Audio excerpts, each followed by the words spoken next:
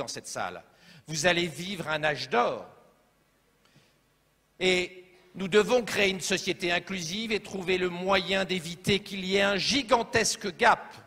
Ce que Harari, dans Homo Deus, appelle des dieux et des inutiles, les dieux, vous, qui maîtrisez, contrôlez, managerez les technologies NBIC, les technologies transhumanistes, et les inutiles, les gens moins favorisés, qui auront du mal dans le monde compliqué dans lequel nous rentrons, et les gilets jaunes. C'est la première manifestation de ce gap intellectuel insupportable que nous sommes en train de créer entre les winners, les dieux d'Harari, et les losers, les inutiles d'Harari.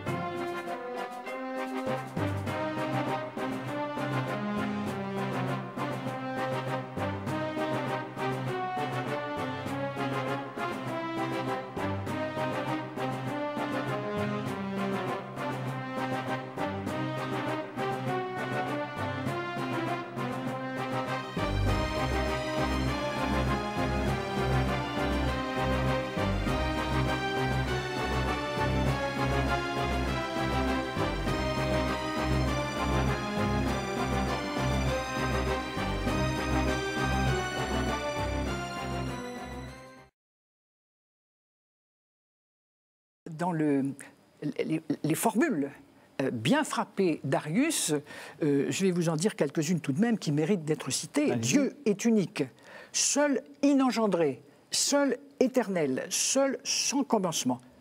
Le Fils est engendré, il a un commencement. C'est tout dire.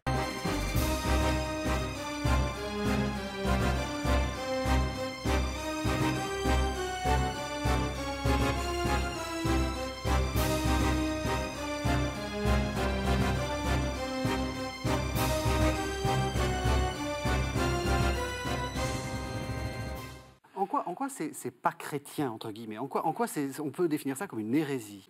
Qu'est-ce qui ne va pas là-dedans? Bien, justement, il ne faut pas dire que le monde est mauvais, puisqu'il a été créé très beau, d'après la première page de la Bible. Pourquoi ce n'est pas chrétien? Parce que, même s'il est beaucoup question de crise, de sauveur, si on retrouve un peu le vocabulaire des évangiles, on le voit que c'est dans une logique tout autre. Non pas pour se tourner vers un sauveur qui est Dieu lui-même, qui se fait homme et qui entre dans notre humanité, mais il s'agit pour les gnostiques plutôt, à partir d'une révélation réservée à quelques-uns, à des initiés, d'étape en étape, un peu de se libérer justement de la matière, du charnel, pour... finalement, c'est une sagesse. Même si on fait appel à une révélation, c'est par notre propre connaissance que petit à petit, on s'extrait de ce monde mauvais. Est-ce qu'on peut dire que le problème, c'est qu'on se sauve soi-même, d'une certaine façon? Absolument.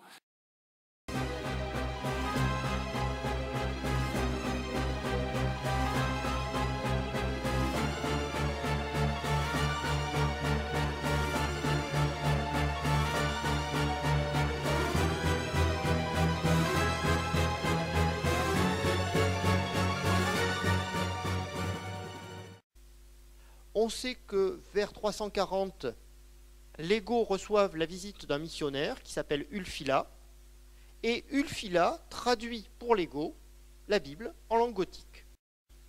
Et effectivement, les Goths vont se convertir en masse à la religion chrétienne. Mais bien entendu, ils vont se convertir à la religion chrétienne d'Ulfila. Or, le missionnaire Ulfila n'est pas catholique. Le missionnaire Ulfila est ce que l'on appelle arien. Est-ce que ces Goths-là viennent de beaucoup plus loin? Oui, si on en croit les historiens goths. Au VIe siècle, un certain Jordanès va écrire une grande histoire des Goths. C'est un texte fantastique parce qu'il raconte une migration sur une très longue distance.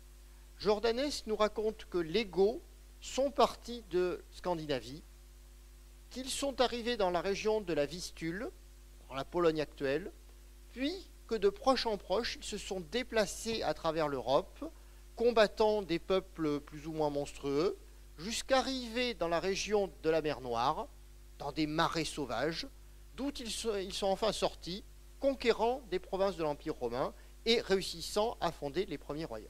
Sachant que la foi dominante, c'était une foi qui niait la divinité du Fils.